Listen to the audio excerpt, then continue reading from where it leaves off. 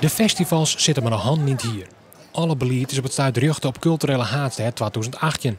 Maar er is eigenlijk net onnagedacht hoe het in de jaren daarvoor maat. Waardoor je de situatie krijgt dat een aantal festivals pas heel laat weten of ze door kunnen gaan dat jaar. Of dat ze heel laat weten dat ze niet door kunnen gaan. De later festivals kunnen eens pas hier let onderslag met het geerstallen van haar programma.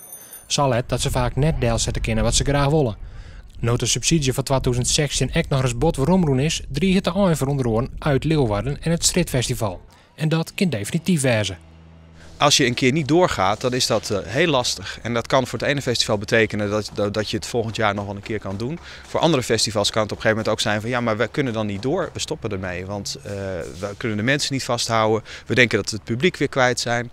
Een festival heeft structuur nodig, net zoals een theater of een popzaal dat nodig heeft. Als je het niet doet, dan is de structuur weg, is het publiek weg en dan is het gewoon kapitaalvernietiging. De provincie en de gemeente Ljouwert zetten bot in op de culturele haatset 2018. Daar gaat het meeste yield in. Maar door de beurs nooit dicht te houden, kan de cultuur in Friesland er eens op achteruit gaan, zo denken de festivalorganisaties.